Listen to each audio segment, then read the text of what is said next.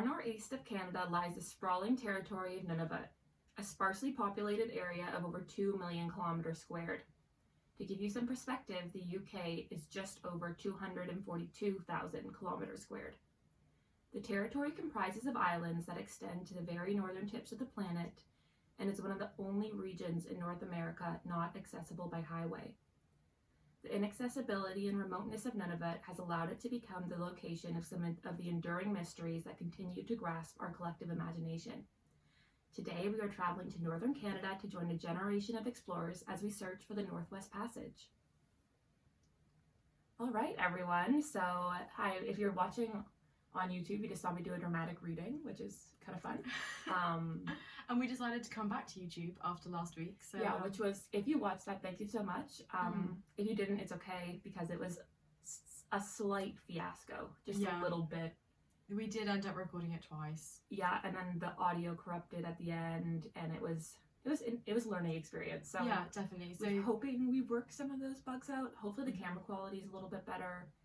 We're still working out how to get the audio quality as high on the video as it is audio wise. So, but big updates is there's currently a camera making its way across the Atlantic Ocean. Yeah, just like the people we're going to talk about today. It's making its way across the Atlantic. That's so good, actually. How fitting. So, yeah, there's recently been a lot of talk about some exploration in the Arctic, but also in the Antarctic. So recently in the Antarctic, they found a ship called Endurance as part of the Shackleton expedition, which is a totally different thing, but that's kind of what got me in the mindset of wanting to look at this. So it's really interesting that it's only recently that we're able to find these lost ships, because sonar's finally gotten us to a point where we can find them when they're like buried underneath Arctic ice, which is really interesting. So is it worth just saying like what the Northwest Passage is? Yes, that is. Look at you, that is an expert. Oh my gosh, almost like I knew the script. Almost like Claire's seen it before.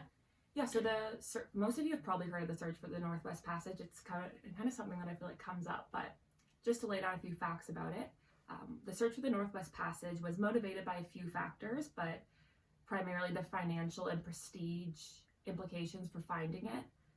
Prior to finding the passage, and then the subsequent building of the Panama Canal much later, if merchant ships wanted to access Asia, it was extremely expensive in terms of both money and time. So first of all, any empire that found the Northwest Passage and then got to control it, that was going to be, because everyone was going to want to use it if they were able to tax that route, or if they were able to monitor the route, that would be really, really good for them. And also people just wanted to find it. It was really hard to get around the world at this point, and having a Northwest Passage was something people really wanted, and everyone was convinced it existed. So with hindsight, we know it kind of exists. It's only open for a few months. It's not at all what they imagined it. People thought it was like this very clear, nice path through the Arctic. And it's actually super dangerous, right? Yeah, it doesn't exist. I mean, they built the Panama Canal for a reason. It wasn't very feasible to go through the Arctic for many months, and then it's just dangerous and slow. You have to have like icebreaker ships with you. Oh my gosh. But at the time, everyone thought North America is so big, we're still finding more of it. Surely there's a way through this continent. There must be. There's not, but another really, really interested party was the Hudson's Bay Company. The Hudson's Bay Company is I think one of the oldest companies in North America now. If you're Canadian, you're familiar with Hudson's Bay. It's still around. It's a department store that sells lots of stuff. I think it was called the Bay when I was little. It's now gone back to Hudson's Bay for whatever reason. Okay. But it was competing with American-run companies that were similar. These are like the fur trading companies, so they really wanted to find it for the British and have that prestige. So also an important motivating factor for like the actual people who chose to go on these expeditions, not kind of from the perspective of empire, was that at the time, going on an Arctic expedition was, I've seen it, in a lot of videos where people say it's like today's astronauts. Like people thought they were insane to be doing this. Yeah. And it was really dangerous. It was like, I think way more fatal than being an astronaut is like the likelihood of you going to the Arctic and not coming back. Yeah. From all my reading, it seems pretty high. Like there's a pretty good chance. And you're also gone for years. Like these are long expeditions. But yeah, a lot of people were attracted to this idea of being the first in this unknown and dangerous territory, also quote unquote first. There's a lot of Inuit people in this story who they just flat out ignore multiple times. Classic. Who it's like, if you just listen to them, They might know something. they might kind of know how to live up here, but no, they didn't want to listen to them. Mm-hmm. Classic. So they thought they were the quote unquote first. Yeah, and also if the people did come back, they often became celebrities. And even when they were gone, newspapers would be like reporting on them and interviewing their loved ones, maybe kind of fictionalizing the story. Like if you came back and you'd actually done it, you were kind of a lifelong celebrity. So there was a lot of reason for people doing this. Are there any names that we would know today of like big like famous people that did this? Well, if you look at some of the early explorers, actually the Hudson's Bay Company is named after Henry Hudson. He was looking for a Northwest Passage. He ended up in Hudson's Bay. If you're watching online, I'll throw up a picture of Hudson's Bay.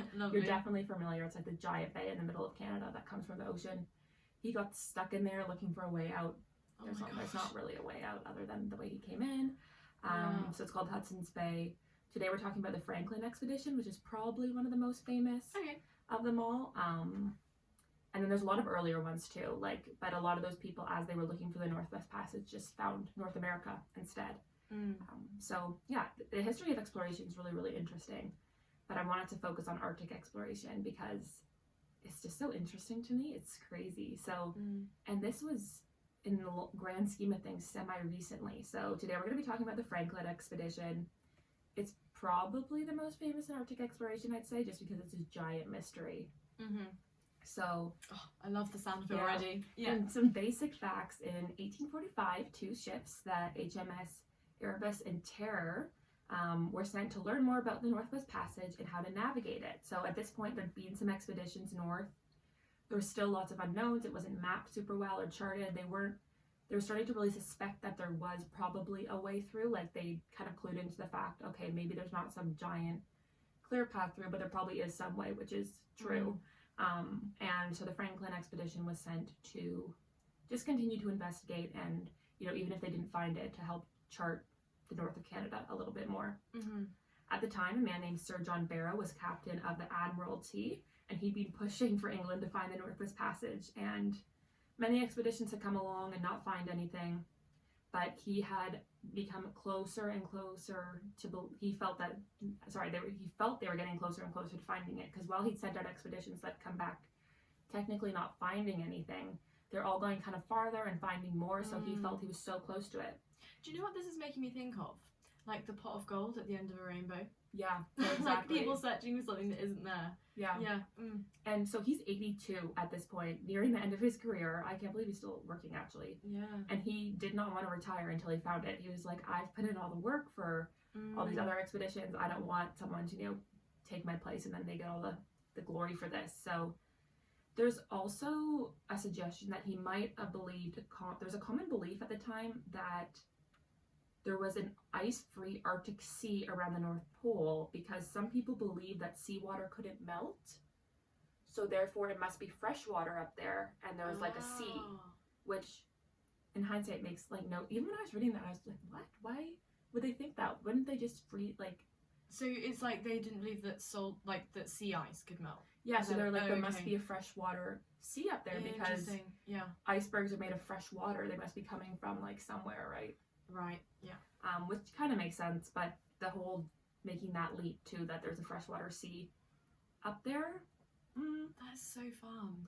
Yeah, but can you imagine? That'd be also, I have to imagine part of it's motivated by, can you imagine how convenient that would be? Oh my gosh. All of a sudden it's oh, there's this beautiful clear path, all our problems are solved. There's once you get through all these islands literally everywhere, then it's just clear sailing. Haha. But yeah, we know that's not the case. We don't actually know if he believed that. That was just kind of a belief at the time. Yeah. He might have fully not believed that. So he decides he wants this final expedition to happen. Franklin, who ended up leading the expedition, was actually his third choice, as his first two choices turned it down after deciding they were done with Arctic expeditions. Understandably. Yeah. It's also really interesting that a man who did go on the expedition named Francis Crozier, I'm not totally sure, probably was the best man for the job, but they decided he couldn't be the head of the expedition because he was Irish. No way. Yeah, they were like, no. Wow. So I think he was like second in command on underneath Franklin. But I'm glad he still went on the ship at least. yeah, but can you imagine? It's like he had a pretty good track record, and he obviously was passionate about it. They were like, gosh. "You're Irish, So you get out." can't." And was Imagine an Irish person finds the Northwest Territory. Absolutely not. That's actually terrible. Oh god. Oh. So really, some more on why Franklin was the third choice. He was kind of known for going into really dangerous situations without knowing what the outcome would be. Sometimes that's good and sometimes that's bad. And for him, it had not been great. He had an expedition where he had an encounter with the Inuit. So if you're not familiar, the Inuit is kind of the group of indigenous people who live in northern Canada and have lived there for thousands of years. And he kind of subsequently convinced the British that the Inuit were a threat to their expedition. Right. When in reality, yeah, the Inuit are the only group of people who have lived successfully and survived in these kind of conditions. They're not really the type of people you want as your like enemies. And they also, as far as I can tell, weren't that interested in being the enemies of these people. They thought they were crazy. Yeah, of course. They were like, why are you doing this? Or they'd see them going off into the ice like in the middle of the winter, and they'd be like, don't do that. Nothing is good is gonna come of that. You just need to wait till it melts in the summer. Yeah. And the British people were like, no, we know better than you. There's a freshwater sea up there. Did you know? I'm sure the Inuit were like, oh my god, these people are. But yeah, so just a little bit more on the ship. So they'd actually already gone on an expedition. So they're again the Erebus and the Terror. They'd already gone one under James Clark Ross. And Crozier had been on that one as well. He commanded the Terror, and he was a commander again on this expedition. So kind of interestingly, these ships were super heavy because they were propelled by steam engines converted from locomotives. That's how they were being propelled at the time, which was a really kind of innovative thing to do. There was also steam heating and heavily reinforced bows to kind of go through the ice. But unfortunately, this ended up probably impeding them because the ships were so empty. Heavy. They got stuck really easily. Like, I'm pretty sure the ships they send up there now are, while they're reinforced to rush through the ice, they're not that heavy. Yeah, okay. They get stuck. So the ships were like tip-top technology, kind of, but they ended up. But we're talking about the 1800s, aren't we? So yeah, it's like the 1840s. Yeah.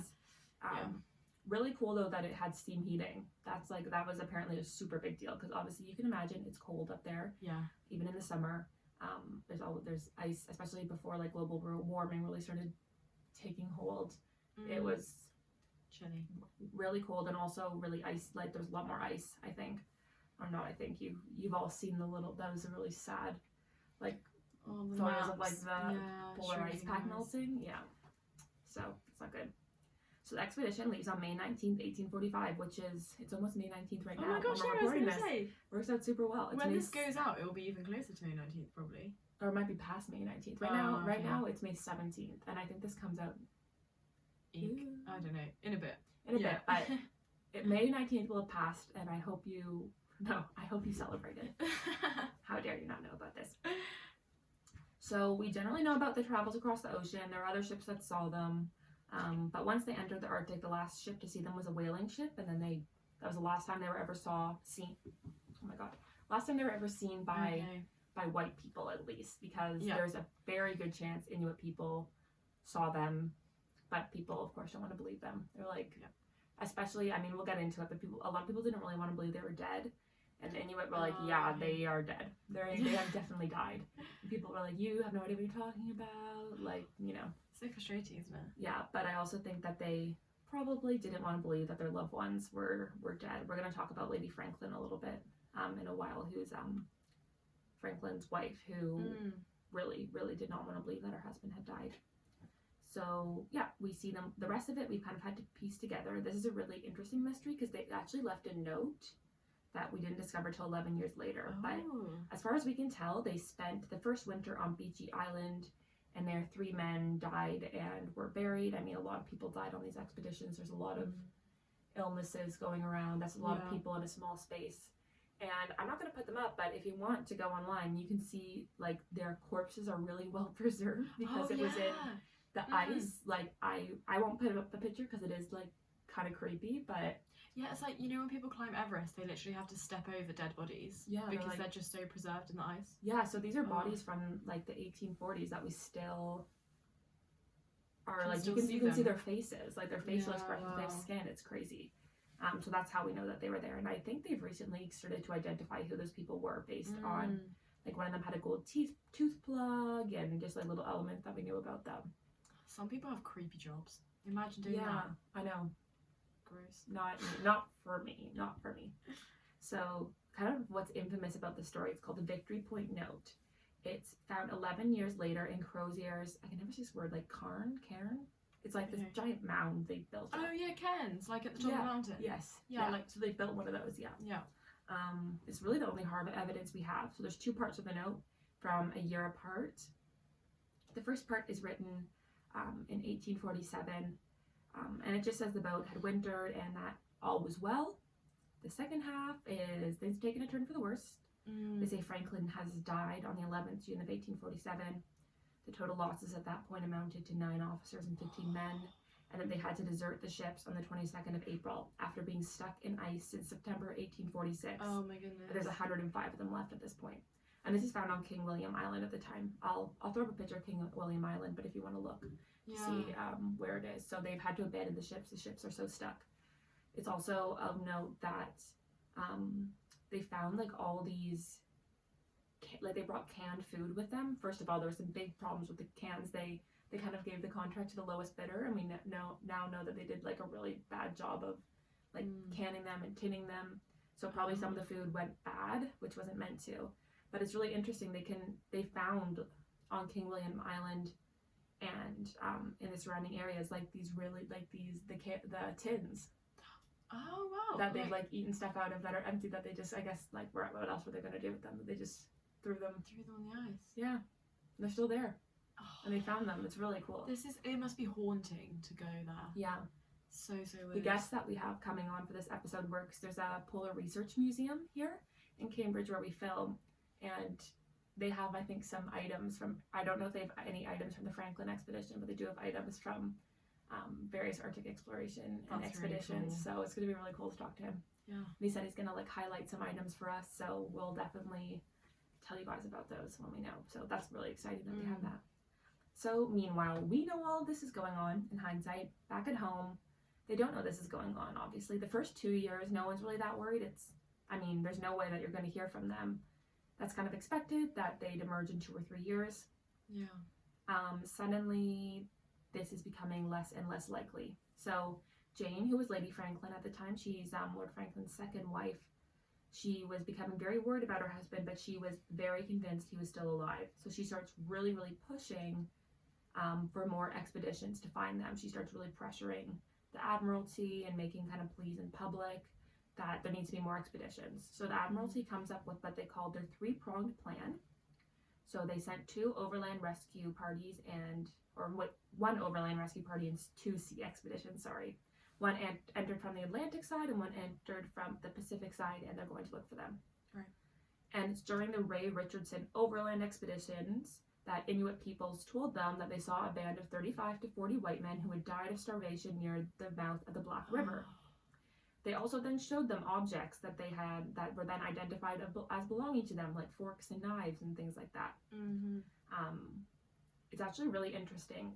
During this, there's pages and pages and pages of Inuit testimony of them talking about some of the men, of them talking about their experiences with them. And recently, a historian named David C. Wolfman has written 2 books based off of like years of research going through these testimonies. It's really, really interesting. I wish we could include more of it, but it's like you kind of have to, there's a lot of moving parts to it, but I highly would recommend checking that out if that's something you're interested in, because like I said, like the Inuit were telling them that they were, perished, and they did generally believe them, especially when they showed them the objects, but they're very untrusting of the Inuit people. I mean, Franklin himself had convinced them that they were hostile. Of course. So of course people were thinking maybe they killed them. There's also a lot of rumors of cannibalism among Franklin's crew, actually. Okay. And the Inuit kind of seem to insinuate that was something that they think happened, but it's yeah, you really need to go read that. Yeah, you kind of wouldn't want to believe that, Yeah. would you? Yeah. Yeah.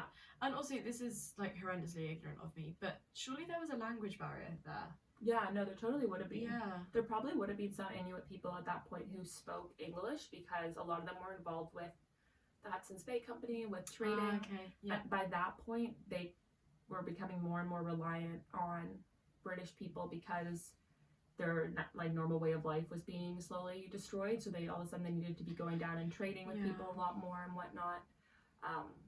Inuit culture is really, really interesting if that's something at all you're interested in. But yeah, it's really, I mean, it's really sad what's happened to all Indigenous groups in Canada. But the Inuit, yeah, there was like mass starvation and stuff because essentially all their food source was taken away by fur traders and stuff. So by this point, I imagine some of them probably semi-spoke English. Okay. They would have had to just at least a little bit to, if they were trading with people. But yeah, it wouldn't probably be some really, you know.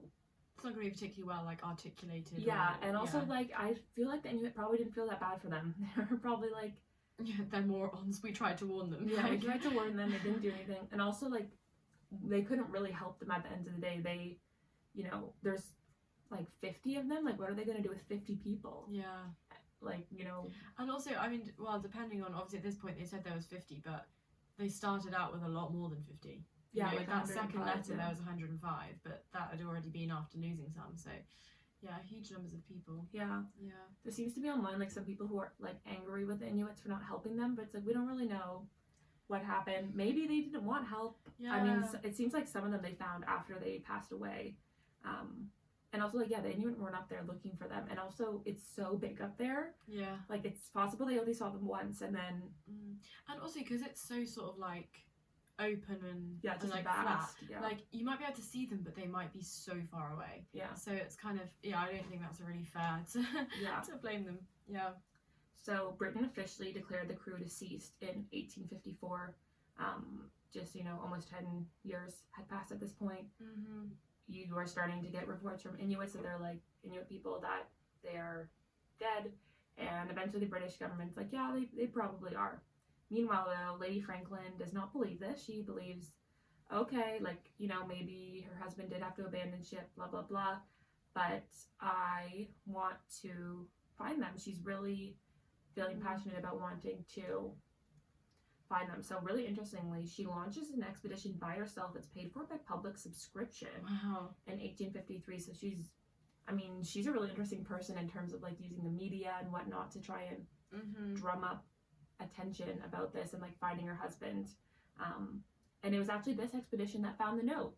Well, so it was an expedition that she, you know, she didn't necessarily pay for it herself, but that she made happen. That was on the expedition that they found the Victory Point note. That is so, so important. So these three, there were like three sort of rescue expeditions almost.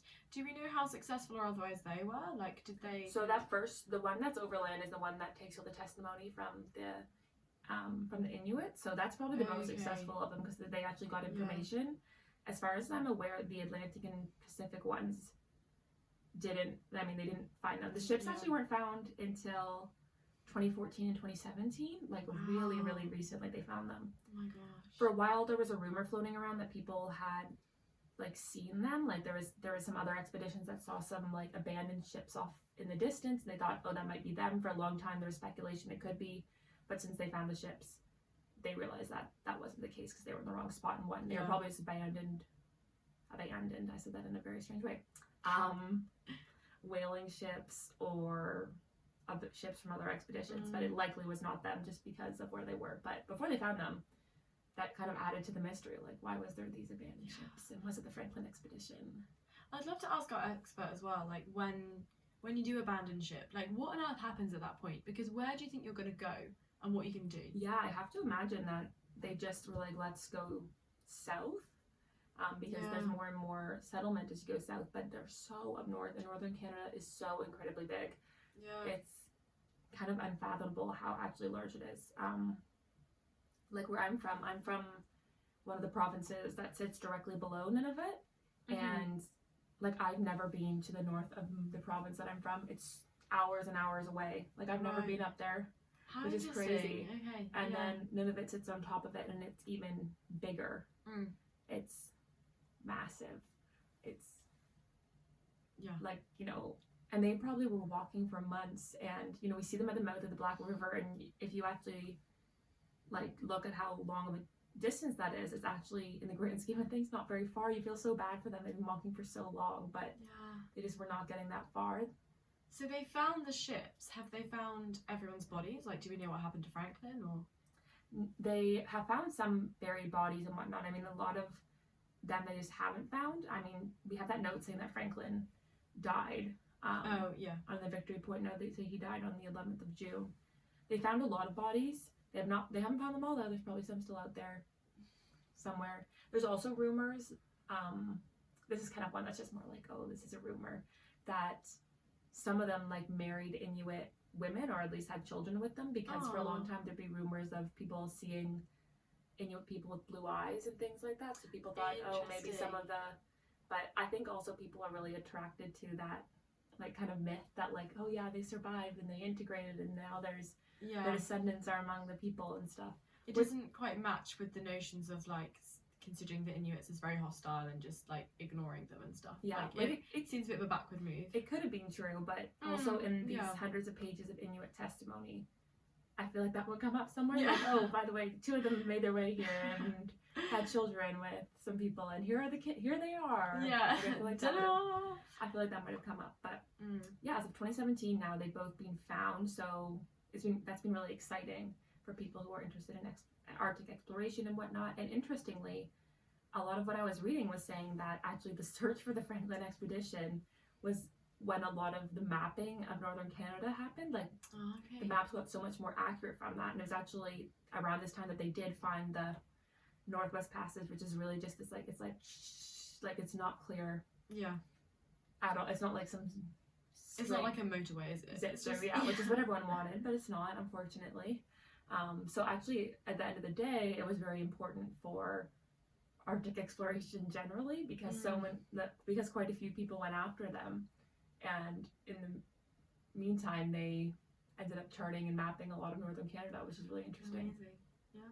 Which is really interesting. And still to this day, like, a lot of people aren't up there because it's still dangerous.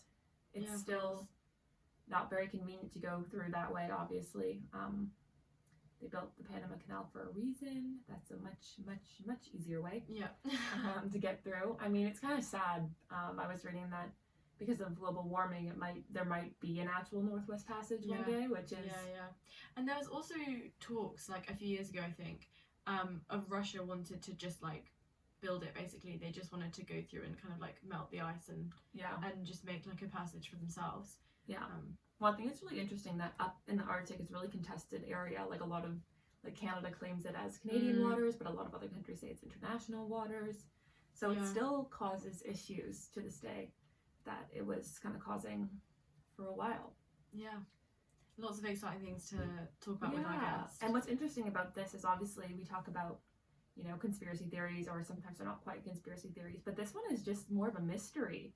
It's like no one really knows what happened. We have a lot more evidence and proof than we did at one point, but the only hard evidence we have are some of the bodies, some of the things they left behind. I believe there was, like, some lifeboats and stuff that were found too. Obviously, some of the items that the Inuit said that they had, that the Overland Party identified as probably having belonging to them. And then we have the Victory Point note, which is the only thing we have from the actual expedition that they've written, being like, we're leaving the ship on this date. So there's still a lot of, I mean, unfortunately, probably what happened is they all just died. Or ate each other first. In a horrible way. But it's, people, I think, are really drawn to, like, speculating about what really happened. And I'm surprised, actually, that we haven't got some more wacky theories about this. Like, it seems that people with conspiracy theories naturally some people think they were abducted by aliens. There we go. I knew it was coming.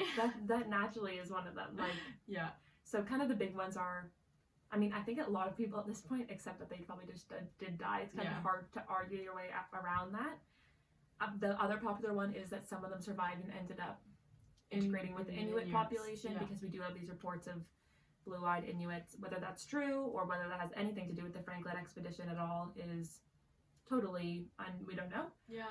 But people like to speculate on that one. And then of course there's the one that they, especially when they hadn't found the ship, some people thought maybe they like swept down and just took the whole ship. Like, wow. They just abducted everyone. Cool. But it's also hard because we know that we have like pretty hard evidence that they left the ship at least. Yeah, definitely. So I don't think we're feasibly considering an alien abduction. No, especially in this one because there's so much proof. There's so much proof for other things. You know what I mean? Yeah, definitely.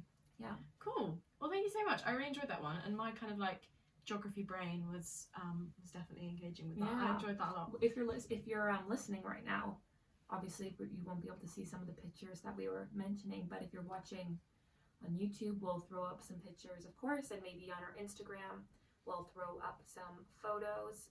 If you don't follow us on Instagram or on Twitter, you should. We're doing a giveaway right now. If you subscribe to our YouTube channel, you'll be entered to the giveaway. We're giving away £20 to Uber Eats to whatever country you're from. I also, actually, really quickly, I wanted to give a shout out to all our listeners from North Dakota. You are our number one area of listeners from North Dakota. So amazing. If you're from North Dakota, thank you. That's so cool. How do you know these things? Well, because we can see, we can like just, it does not tell us very specific information about you, don't worry. It just tells us the region that you're from. Like it literally just says the state or the province. I need to delve deeper into some of these analytics. And North Dakota is our number one audience. So fun. But should we do like a trip there and like meet some of our fans? We can like sign some t-shirts or something.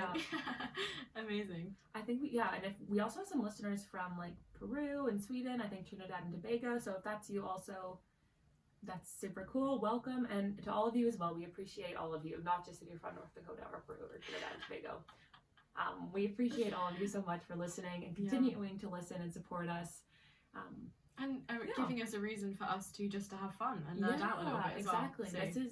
I'm actually in the process of writing my master's dissertation at the moment, and this is like the most cathartic thing for me to do, and I need a break from doing that, getting to write a fun script, do some research about the Northwest Passage, which I've always been interested in, and then talking to experts, getting to hang out with Claire. It's all of you as well. So it's Thank you so much, guys, and speak to you next on Wednesday with our expert. All right, goodbye, everybody.